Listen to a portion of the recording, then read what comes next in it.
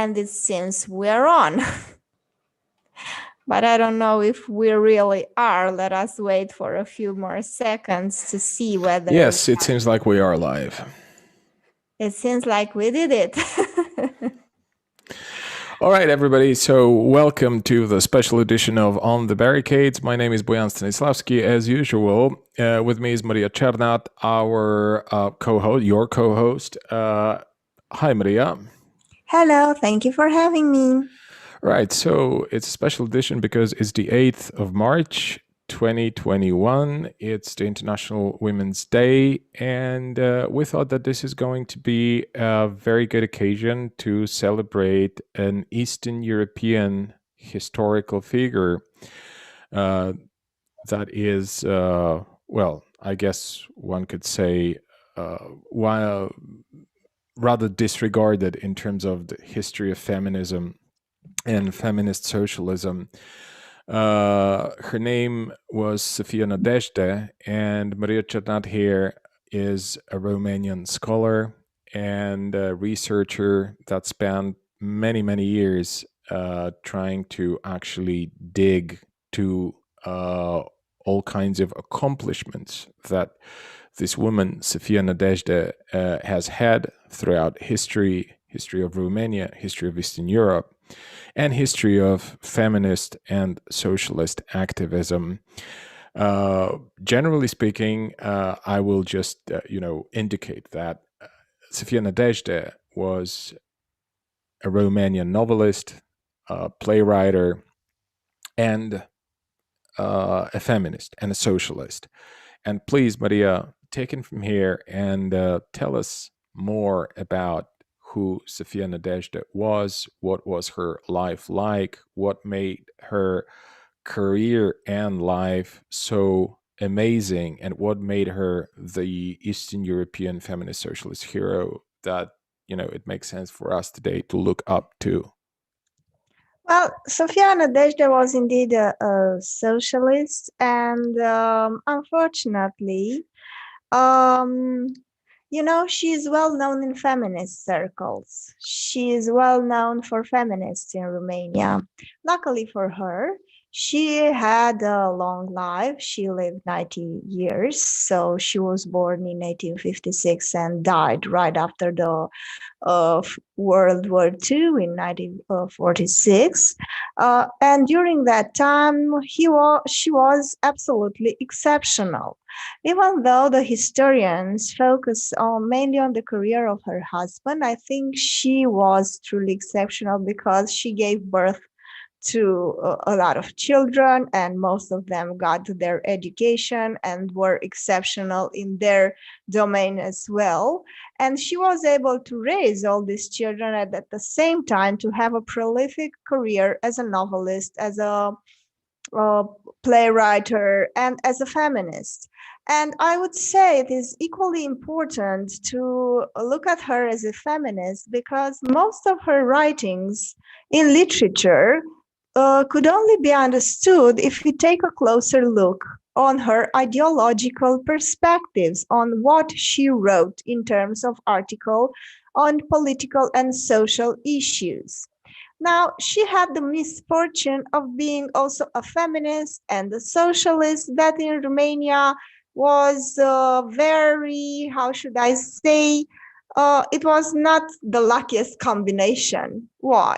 Because during the time Ceausescu was in power and during the so-called communist era in Romania from 1945 to 1989, unfortunately, the government and the authorities thought that feminism is bourgeois, that feminism has to do with the liberals and the corrupted capitalist system. So there is no place for feminism in our accomplished society where we reach perfect equality.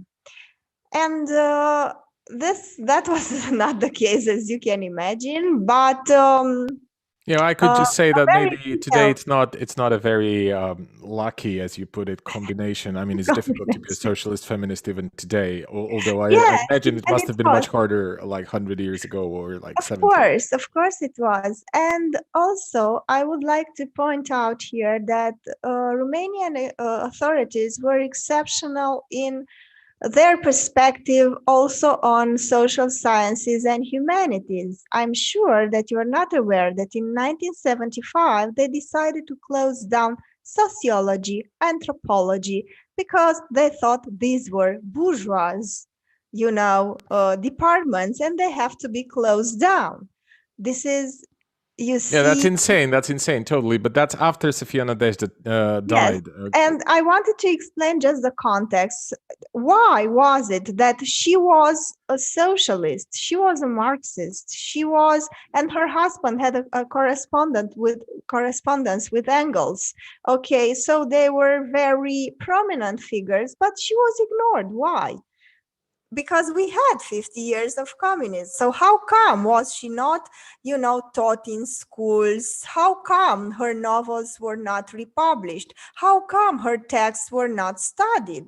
What happened, And I gave this information for you to understand because it's so peculiar and bizarre, since she was one of the most important and fearful critics of the capitalist society of Okay, the so 19th what you're trying to century. say now is that there are all the incentives for her to be cherished by the so-called communist authorities and And she to was be a point not. of reference. Yeah, Of but course. she's been widely disregarded throughout. I understand her whole life, plus after But her what death. is interesting to see here is that 2 points. Throughout her life, she was celebrated, actually. We had a Uh-huh. literary magazine that was called The Universe that actually gave her a prize for her novel that was republished in 1903. It's called Passions or something. I don't know how to translate it exactly. And she received an important sum of money back then, and the first prize that the magazine gave. So she was highly regarded as the most one of the most well-read and intelligent women of the day. After 1989, she was known in feminist circles. She was known because her writings are extremely vivid, powerful, and she stood up to one of the most conservative intellectuals in Romania, Titu Maiorescu, the one that gives the name of my university, actually, where I'm teaching now.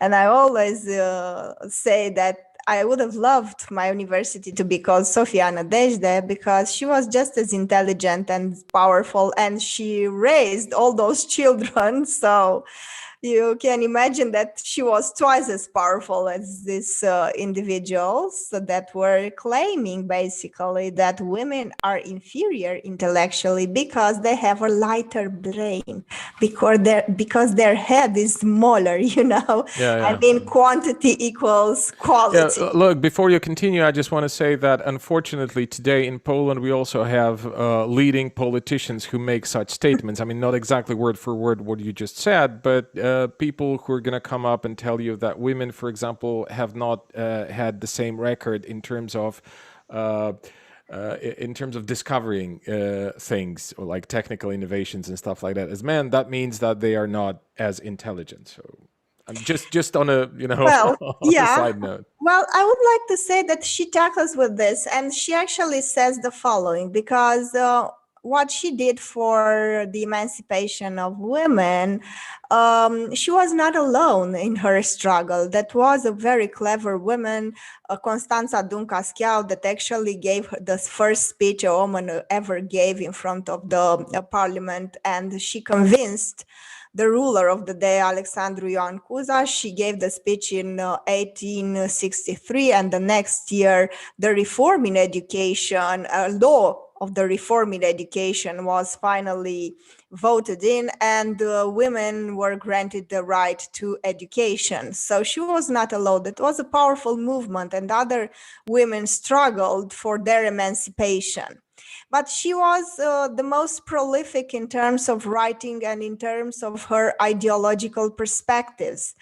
And I would say that, of course, even today we have very narrow-minded intellectuals. I wouldn't even call them intellectuals, because to be an intellectual, that would mean to read and also to think. So how could you say something like that? And she said, look, you are not giving us the right to show you that we are smart by not giving us the right to be educated, and by preventing us to be educated, you are not giving us the right to a fair competition.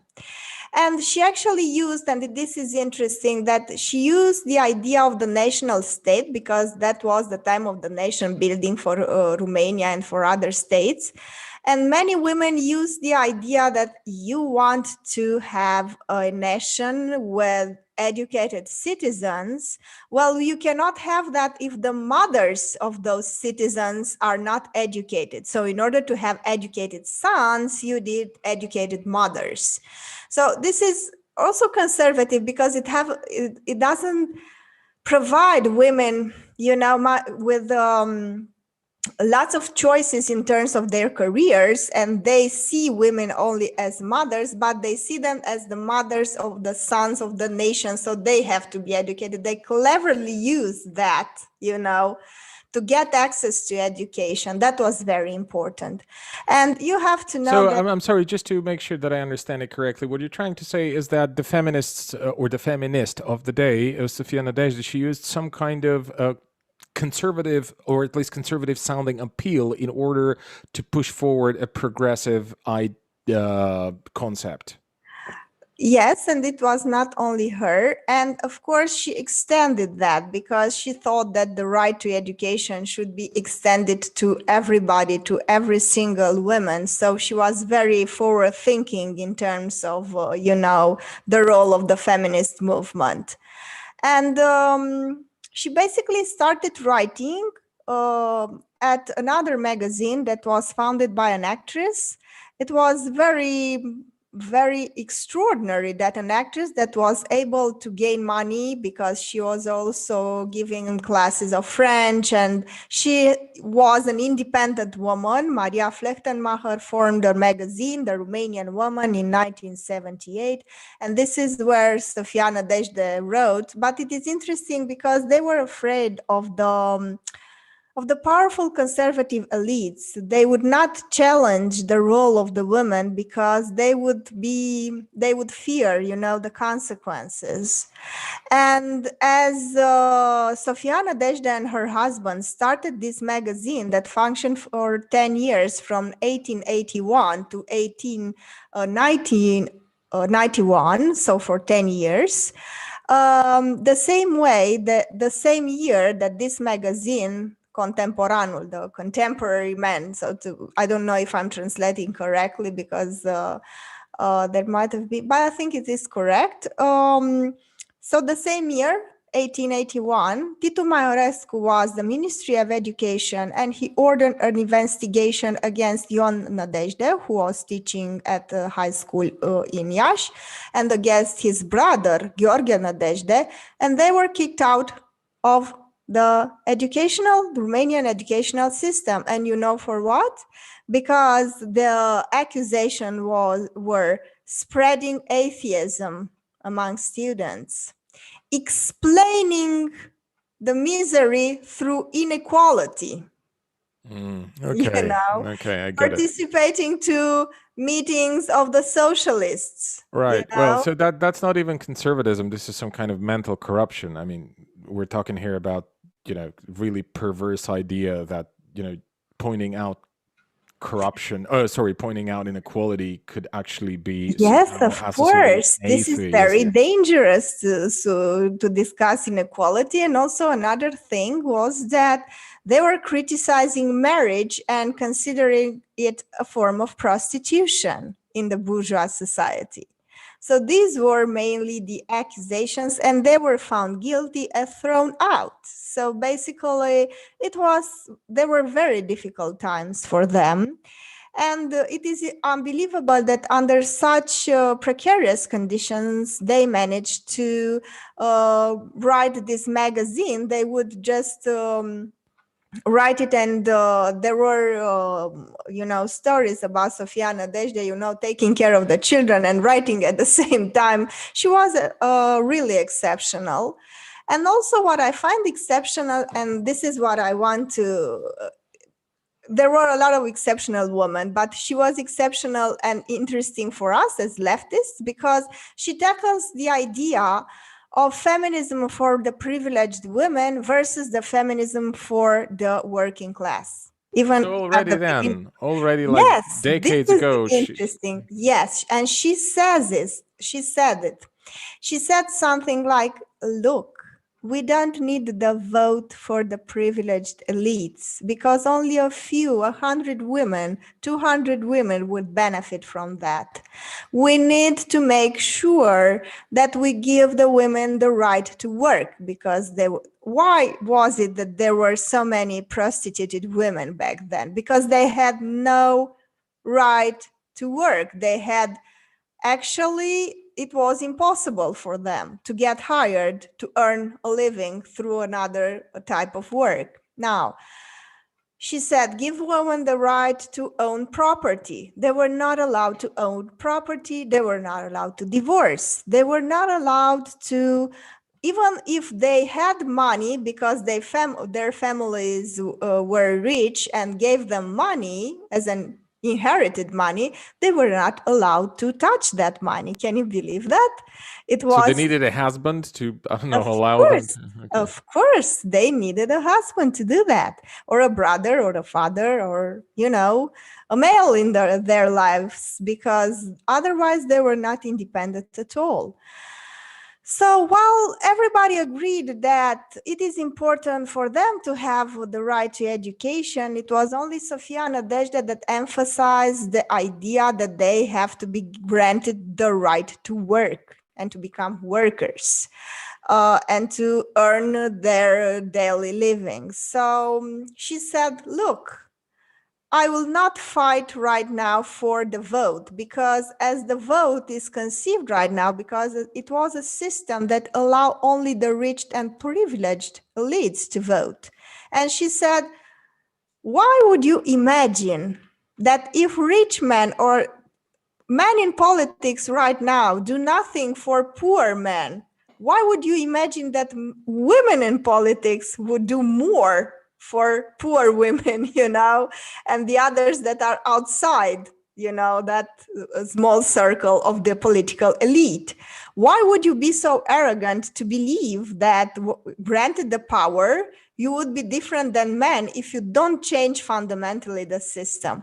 And you have to recognize that this is very forward thinking and this is very clever on her part. And she wrote that in 1881, 1882. So I think there are valuable lessons to be learned from what she wrote back then, even today. Yeah, actually, it's not even maybe lessons to be learned, but it's a homework that should have been done long time ago because, you could refer to many other people who were historical figures in the, I don't know, socialist movement, for example.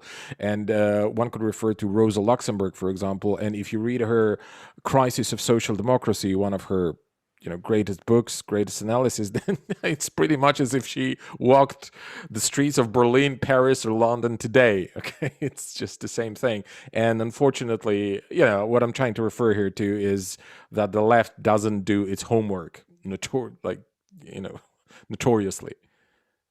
Well, unfortunately, because it is difficult, I was interviewed the other day by a journalist from the national radio, and he asked, why is it? And I said, look, have you ever heard of a journalistic investigation on the money we spend on the military, or how is the Orthodox Church funded? Because if you don't have that in the mainstream, and if you don't have that in the curricula so people could learn it systematically, you cannot expect people, to learn from Sofia Nădejde just like that.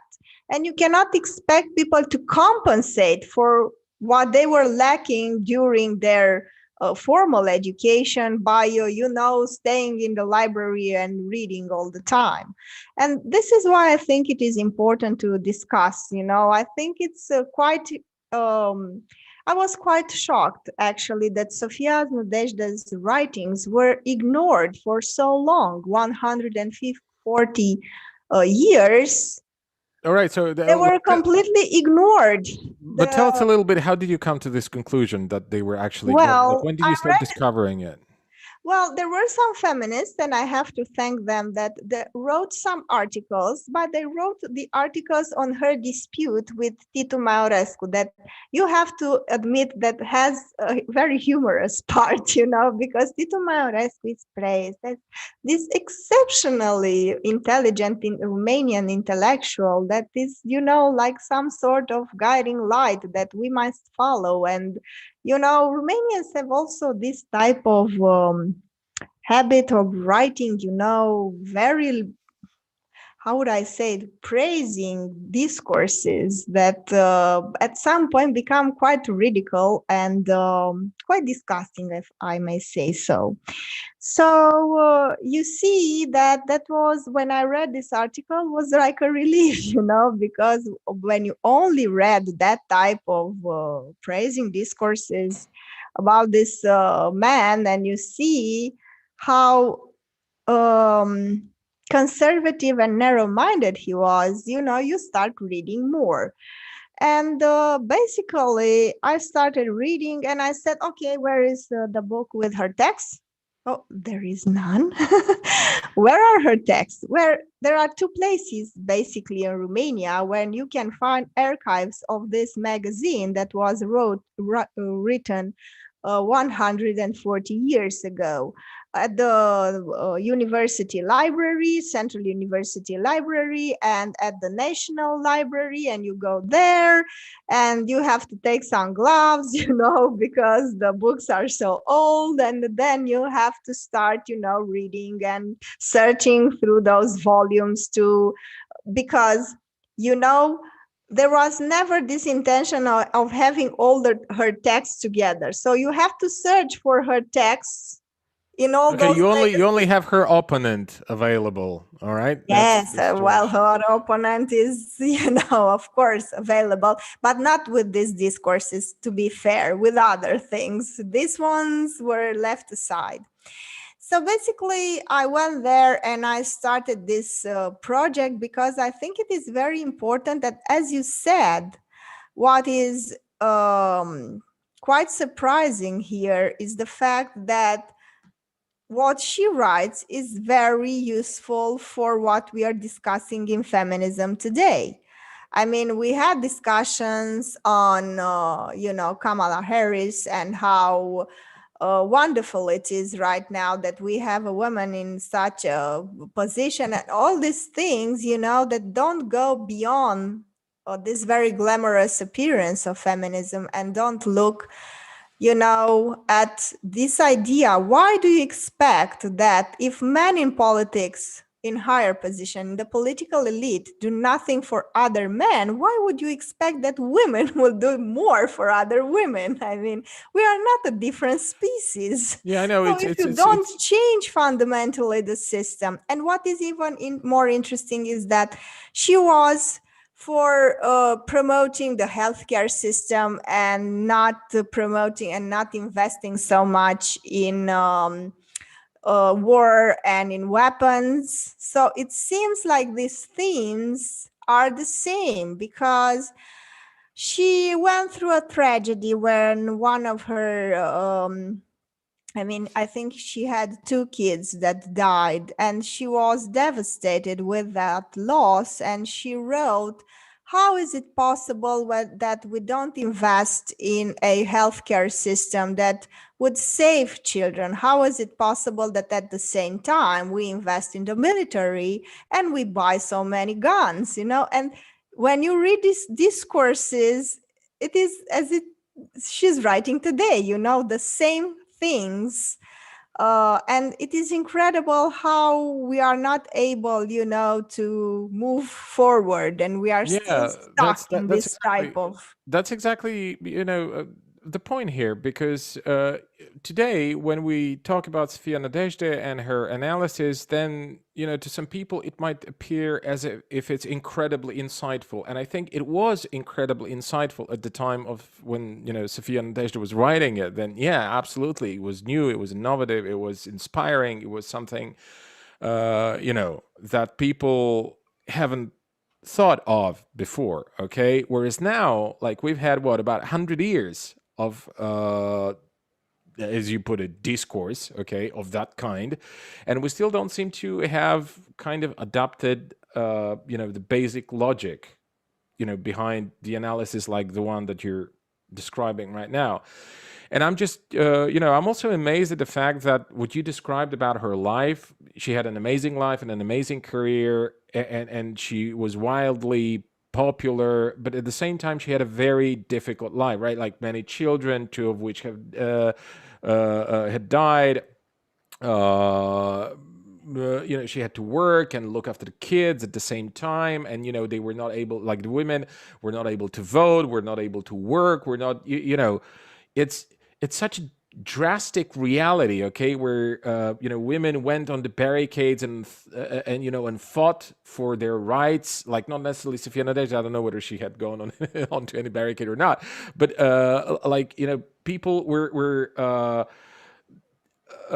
making huge sacrifices, okay, for the movement, for the cause, for the ideology they stood by, and that's so amazing in comparison with the times that we live in today, where at the slightest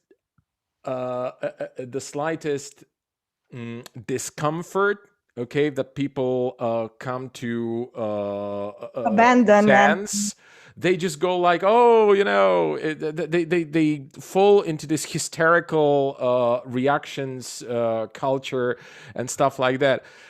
Whereas their discomfort, uncomfortable as it could potentially be, is nothing in comparison to all the hardships that feminists like Sofia Nădejde had to actually endure 50, 70, 100 years ago. Well, yes, and more than that, I love her for her analysis of the family and of the bourgeois society, and the way she says, look, you are only wanted to get girls an education, so they are more valuable on the on this marriage market that you have. And a bachelor degree is more like an asset that you can use as an advantage on this marriage. And she also criticizes the habit of having children and then living it with the people that tend to the house, with all sorts of people that were hired and not taking care of them. And there were cases, and she cites one of the articles where these people who were hired basically to take care of the children, like nannies, were giving children alcohol just to keep them quiet, and all sorts of abuses were taking place because the mothers were so engaged in this crazy social life. And this is interesting and tricky because nowadays feminists would say, well, she's so conservative, because she actually wants women to stay home and take care. But I think there's no, but more. wait, I just want to figure it out. Like, that, did she really appeal to women not to have a social life and to just give it all No, up but home? I believe not. This is what I sorry, explained. this kind She of. said that if you have children, you have to take some responsibilities. And she didn't like the way, bourgeois women were just treating children like they were some pets, that you live with strangers and then you mind your own business and you don't take care of them at all, So therefore you had like a lot of children dying, a lot of children being abused by these strangers. And she's also very touched by the situation of poor women. And this is also something very important that we have to Yeah, tackle. but let me stop you just for a short while, because I think it's an extremely important point, and I want to make sure that myself and our audience that consume that correctly. That Sofia Nădejde criticized the kind of hedonistic lifestyle that bourgeois women found liberating at the time, because it was at the expense of their kids. And I don't think that anyone in their right mind could call this kind of appeal a conservative one, because taking care of your own family is not a conservative thing. It's just a basic moral intuition of any sane person. I mean, that's at least my take on that. Well, yes, but money corrupts everything. And she has a wonderful article that is called Everything is a Commodity Nowadays. And she discusses the way the society based on that money and chase of profit destroys basically any sort of moral incentive, and how women want to marry for money, and they are selling they're basically selling themselves to the higher bidder, and how everything is corrupted in the bourgeois family by the money, and how women become, it is very interesting how she criticizes compliments. I had a huge online fight at one point with somebody say, well, this is a compliment. And she has, because, she also wrote and when you read her text, they have that perfume of that age, and it's wonderful to read it in Romanian, because they also have that accent of the eastern part of the country, and that, perfume of the age. And she says, well, you are only complimenting that women, not because you think highly of them, but because you think that they are some sort of stupid cats that need to be, and some infantile, creatures that need to be spoiled. It is not because you think highly of them, but because you actually despise them. And I think this is, for that age, is a very clever intuition and very deconstruction of this whole business of, on the 8th of March, we came with flowers, with compliments and all that, when this is just another, side of the same coin. Because she says, when women are not in the presence of men, no, they talk very badly, and they use the most obscene and disgusting words to refer to women. So basically, you see, this is just a show. And this is just a show that basically men put up in order to trick them and to seduce them in this whole game of, what was then, clever courtship. And it is interesting what she says, and I think it's very courageous at the same time, because she's criticizing. It is one thing to criticize, you see, only the economic, where she criticizes the economic inequality, but you see, she criticizes this whole texture of that corrupt bourgeois society in a very clever and refined way. And she also criticizes, and I think today she would have been called something like a swerve or something like that, because she's very she takes a lot of effort to analyze the situation of prostituted women, and she also makes this kind of economic analysis of the phenomenon, saying, look, you are not giving women a job, and it is not like today that you don't have a job. Back then, you didn't have the right to have a job, okay? So you don't have the right to work, honestly, to earn your living honestly. And the marriage market is shrinking because fewer and fewer men are ready to invest in a long-term relation. So basically, what's left? Then prostitution. So basically, I think today she would have been considered, some idiotic conservative feminist that doesn't approve of sex work and stuff like that. But I think this is not the case because she's not shaming those women. She's totally, open, and she's very touched by their faith because she devoted her life to describing the faith of those who are not privileged, especially women. But she says, look, you are creating the perfect economical and political environment for this phenomenon to occur. And also, as a detail, the biggest brothel in Bucharest back then was very close to the patriarchy, to the building where the patriarch and the other priests were. Oh, So fantastic. very convenient,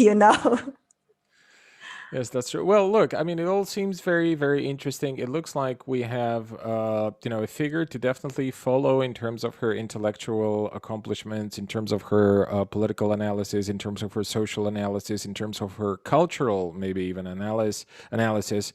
And I think we all owe you a great thank you for actually researching her to an extent that making her more popular, or maybe not more popular as a figure, but making her works more available, her writings published in on various platforms and so on and so forth. But I also think that it's amazing that we have people like this in feminist socialist history of our countries.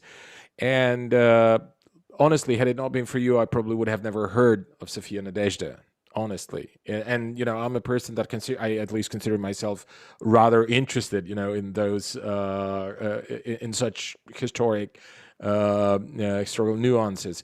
So it's thanks. It was an amazing and a very interesting, full of insights description of Sofia Nădejde's life. And as I said, fantastic accomplishments. And also, what really, really strikes me is the kind of, the amount of homework that hasn't been done. It's just really stunning sometimes when I listen to you about all her thoughts and conclusions that were never and keep not being, that haven't been considered basically as some kind of important reference point.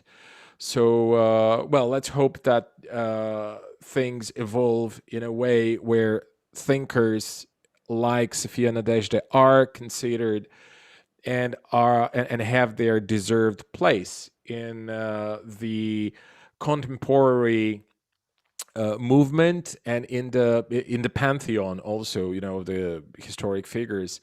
So thanks again, and all the best to you. Thank you. The work is just at the beginning, and maybe I'll find the resources to translate her text, because that would be great, to make her popular through that means.